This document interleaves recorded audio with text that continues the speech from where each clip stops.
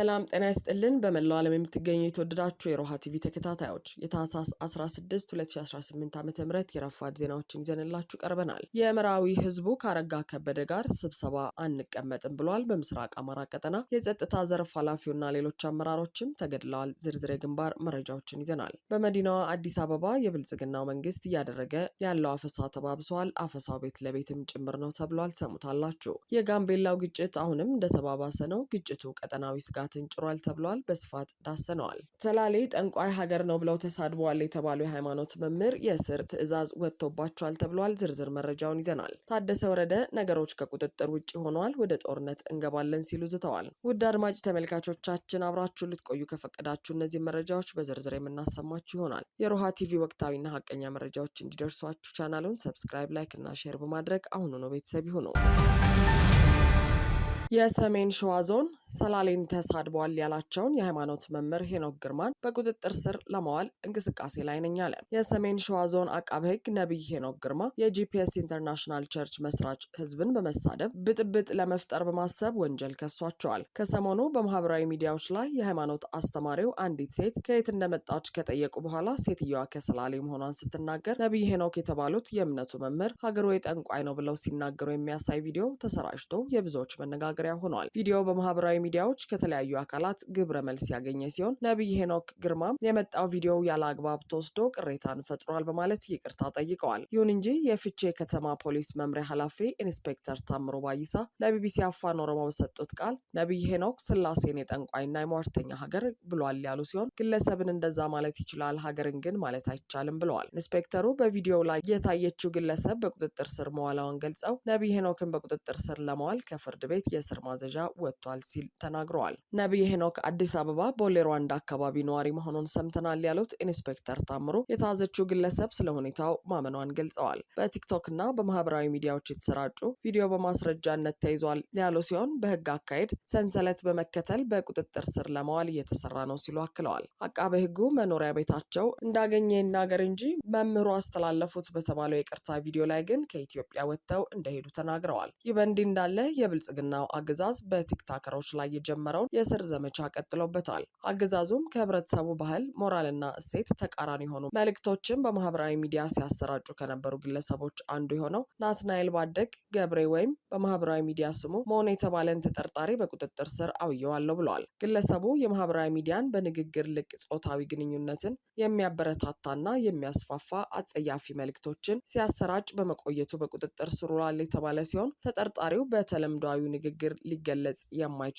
አጸያፊ ቃላትን በመጠቀም በትውልዱ ላይ አሉታዊ ተጽዕኖ ሲያሳድር እንደነበርና መሰል ይዘቶችን በተደጋጋሚ ጊዜ በመስራት በማህበራዊ ሚዲያ ሲያሰራጭ እንደነበር አብራርተዋል። ይሁንና አንድን ማህበረሰብ በጅምላ በአጸያፊ ቃላት ሲመስሉና ሲዘልፉ የሚውሉት አብይ አህመድና ጀሌዎቻቸው የሚመሩት ብልጽግና ለህብረተሰቡ ባህልና ሞራል ልዕልና የመቆርቆር ሞራሉ አላቸው ወይ የሚለው የብዙዎች ጥያቄ ነው።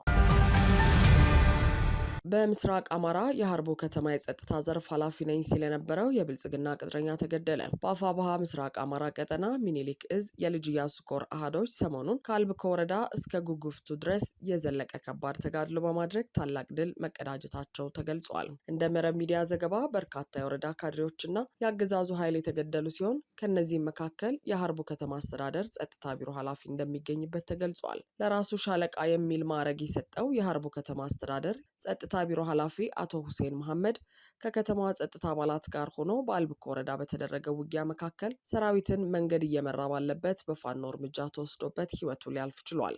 የሀርቦ ከተማ ጸጥታ ዘርፍ ኃላፊ ነኝ የሚለው ግለሰብ መገደሉን ተከትሎ የከተማ አስተዳደር ነኝ የሚለው ቡድን ባወጣው የሀዘን መግለጫ የከተማ አስተዳደራችን የጸጥታ አመራር የሆነው ሁሴን መሐመድ በአልብኮ ወረዳ በተደረገ ውጊያ በመገደሉ ከባድ ሀዘን ላይ ወድቀናል ሲል አረጋግጧል። ይህ በእንዲህ እንዳለ የመራዊ ህዝብ ያረጋ ከበደ ልዑክ በአዳራሽ ተገኝቶ አቀባበል እንዲያደርግና የአማራን ህዝብ ትግል ጠልፎ የሚጥል ሀሳብ እንዲሰነዝሩ ከአገዛዙ ጥሪ ቢደረግም አንድም የብልጽግና አመራር ለመቀበል ዝግጁ አይደለንም፣ እኛ የአማራ ህዝብ ትግል ቆስቋሽም ታጋይም ነን በማለት በራቸውን ዘግተው አንሳተፍም ማለታቸው ተገልጿል። በዚህ የተበሳጨው የአገዛዙ ወንበር ጠባቂ ቡድን ቤት ለቤት እየዞረ ወደ ስብሰባው እንዲገቡ ለማስገደድ ሙከራ ያደረገ ቢሆንም ያልተሳካለት የአገዛዙ ኃይል የመጨረሻ ያለውን ኃይል በማሰባሰብ ከባህር ዳርና ደብረ ማርቆስ በህዝብ ማመላለሻ ትራንስፖርት ተሳፍሮ የሚንቀሳቀሱ ተሳፋሪዎችን በማስገደድ ተሳፋሪዎች የመራዊ ከተማ ነዋሪ መስለው እንዲሰበሰቡ ለማድረግ ሞክረዋል። የአፋብኃ ምዕራብ አማራ ቀጠና ቴዎድሮስ እዝ የ102ኛ ኮር 22ኛ ክፍለ ጦር በኮሎኔል ታደሰ ሙሉነህ ሻለቃ ኢፌሳና አማሪት ጎደሃ ቀጠናን በማካለል መራዊ ከተማ ላይ በሞርተርና በዲሽቃ የታገዘ ውጊያ በማድረግ የአረጋ ከበደ ድራማ እንዲከሽፍ ተደርጓል። በዚህም እቅዱ የከሸፈበት ቡድን ያገኘውን ሁሉ በኃይል በዱላና ሰደፍ እየደበደበ የጤና መድን ክፈሉ እናንተ ሜጨኞች የጽንፈኛው ቀንደኛ ደጋፊ ናችሁ በማለት በተለይ ሴቶችን እያንገላታ እንደነበር ለማረጋገጥ ችለናል ብሏል ክፍለ ጦሩ። የአፋብኃ ምዕራብ አማራ ቀጠና ቴዎድሮስ እዝ የመዋቅር ማሻሻያና ጦሩን በኮር የማደራጀት ስራ ሰርተን ባጠናቀቅንበት ማግስትና የስርዓቱ አገልጋዮች ሜጫ ላይ የተደራጀ የፋኖ አወቃቀር በተለይም በቀድሞ አጠራሩ የኮሎኔል ታደሰ ሙሉነህ ብርጌድ የሚባለውን ኃይል ሙሉ በሙሉ ደምስሰን በትነነዋል ብለው የተለመደ የተፈበረከ ዜናቸውን በሰሩበት ማግስት የአረጋ ከበደን ስብሰባ መበተንና ጠላትን ሙትና ቁስለኛ ማድረጋችን ልዩ ድል ያደርገዋል ሲል 22ኛ ክፍለ ጦር ህዝብ ግንኙነት ገልጿል። የብልጽግናው አገዛዝ በአዲስ አበባ እያደረገ ያለው መጠነ ሰፊ አፈሳ መባባሱ ተገለጸ። በአዲስ አበባ ካለፉት 2 ሳምንት ወዲህ ከወትሮ በተለየ ሁኔታ የጅምላ አፈሳ መባባሱ ተገልጿል። ከዚህ በፊት የሚደረገው አፈሳ የጎዳና ተዳዳሪዎች፣ የቀን ሰራተኞች እንዲሁም የአዲስ አበባ መታወቂያ የሌላቸው ሰዎች ላይ በስፋት የሚስተዋል እንደነበር የገለጹልን ምንጮች ይህም ለግዳጅ ውትድርና ለመላክ ጠያቂ ቤተሰብ የመኖር እድሉ ጠባብ ስለነበር ነው ይላሉ። ይሁንና አሁን ላይ በከተማዋ ቤት ለቤት ጭምር ማንነት የለየ አፈሳ የተደረገ እንደሆነ ተገልጿል። በሰሚት፣ አያት፣ ፊጋ፣ ሲኤምሲ አካባቢዎች የትግራይ ተወላጆችና ኤርትራውያን በስፋት ከመዝናኛ ቦታ እየታፈሱ እንደተወሰዱም ተገልጿል። ከቀናት በፊት ታፍሰው የነበሩ የትግራይና ኤርትራ ተወላጆች በአፋር የሚገኘውን የሐራ መሬት ታጣቂዎችን እንዲቀላቀሉ ማባበያና ግዳጅ ሲያደርግ እንደነበርም መዘገባችን ይታወሳል። እንደ ፈረንሳይ ለጋሲዮን፣ ጉራራ፣ ልደታ፣ 22 እና ሌሎች አካባቢዎችም ወጣቶች በስፋት እየታፈሱ ነው የተባለ ሲሆን የአደባባይ በዓላትን እንደ ስጋት የሚቆጥረው የብልጽግናው መንግስት መጪው የገናና የጥምቀት በዓልን መሰረት ያደረገ ነውም ተብሏል። በጋምቤላ የተከሰተው ግጭት ባለፉት ቀናት እንደተባባሰና በርካታ ሰዎች እንደተጎዱ ዓለም አቀፉ ተቋም አጋለጠ። ዓለም አቀፉ የድንበር የለሽ ሐኪሞች ቡድን MSF በጋምቤላ የተቀሰቀሰው ግጭት በትናንትናው ዕለት ተባብሶ መቀጠሉን የገለጸ ሲሆን ትናንት ረቡዕ ብቻ ከ100 በላይ በመሳሪያ የቆሰሉ ሰዎችን ተቀብሎ ማከሙን ባወጣው መግለጫ አስታውቋል። ረቡዕ በግጭቱ ለቆሰሉ ታካሚዎች ኩሌ ስደተኞች መጠለያ ውስጥ የሕክምና እርዳታ መስጠት በጀመረ በ48 ሰዓት ውስጥ ከባድ የመቁሰል አደጋ የደረሰባቸውን 19 ሰዎች ጨምሮ 50 ቁስለኞችን ማከሙን የገለጠው ቡድኑ ባለፉት 7 ቀናት ከ150 በላይ ቁስለኞችን ተቀብያለሁ ብለዋል። ግጭቱ ከጀመረ ወዲህ የበርካቶች ሕይወት መጥፋቱን፣ የአካል ጉዳት መድረሱንና ግጭቱ በዚሁ ከቀጠለ ወደ ሕክምና ጣቢያው የሚገቡ ቁስለኛ ታካሚዎች ቁጥር ሊጨምር እንደሚችልም ገልጿል። ቡድኑ በቁስለኞች ብዛት ሳቢያ የጋምቤላ ከተማ ሆስፒታል ሳምንቱ ሙሉ የተመላላሽ ሕክምና አገልግሎት ማቆሙንና ሌሎች የሕክምና አገልግሎቶችን መስተጓጎላቸውን ጠቅሷል። የሲቪሎች ደህንነት በጥልቅ እንዳሳሰበው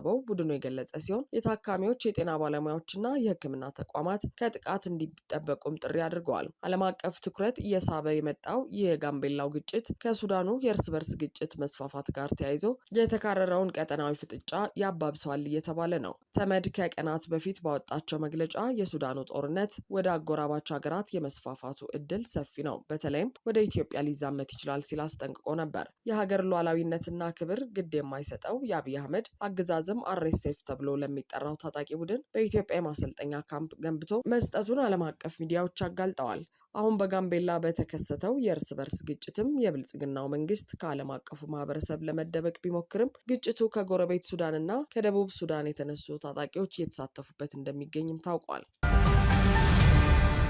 ወደ ጦርነት ልንገባ እንችላለን ሲሉ ጀነራል ታደሰ ወረደ አስጠነቀቁ። ተፈናቃዮች ዘላቂ መፍትሄ ካልተሰጣቸው ጦርነት ውስጥ እንገባለን ያሉት ጀነራል ታደሰ ወረደ ነገሩ ከቁጥጥር ውጭ እየወጣ ነው በማለት አስጠንቅቀዋል። ጀነራሉ የህጻጽን ወቅታዊ ሁኔታ በተመለከተ መግለጫ በሰጡበት ወቅት ለረሃቡ ዘላቂ መፍትሄ ተፈናቃዮችን መመለስ ነው ያሉ ሲሆን ይህ ካልሆነ ግን ጦርነትን ማስቀረት አይቻልም በማለት ህወሓት በተፈናቃዮች ምክንያት ጦርነት ሊከፍት እንደሚችል ፍንጭ ሰጥተዋል። ነገሮች በዚህ ከቀጠሉ ከቁጥጥር ውጭ ይሆናሉ ሲሉ የቀጠሉም ሲሆን በዚህ ዓመት የግድ ተፈናቃዮች ወደ ቀያቸው መመለስ አለባቸው ብለዋል። ይህ ካልሆነ ግን ጦርነት መፍትሄ ሊሆን ይችላል ሲሉ ከብልጽግናው አገዛዝ ጋር የገቡበትን ማቃቃሪያ ሳይዛቸው አስተላልፈዋል። የብልጽግናው አገዛዝም በህጻጽ ለሚገኙ ተፈናቃይ ማህበረሰብ የሚላከው ድጋፍ ታለመለት ዓላማ ብቻ መዋሉን የማረጋገጥ ክፍተቶች አሉ ያለ ሲሆን ይህም ከዚህ በፊት ህወሓት እርዳታውን ለታጣቂዎች እየሰጠ ነው የሚለውን ቅሬታ በማንሳት እርስ በርስ መካሰስ ውስጥ ገብተዋል። አገዛዙ በስፋት በሚዲያዎቹ ዘገባ እንዲሰጠው ያደረገው ይኸው የህጻጹ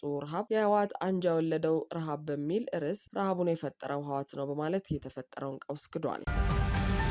አድማጭ ተመልካቾቻችን የሰዓቱ የሮሃ ቲቪ ዜናዎች የተከታተላችኋቸውን ይመስሉ ነበር። አብራችሁን ስለነበራችሁ ከልብ እናመሰግናለን። ሰላም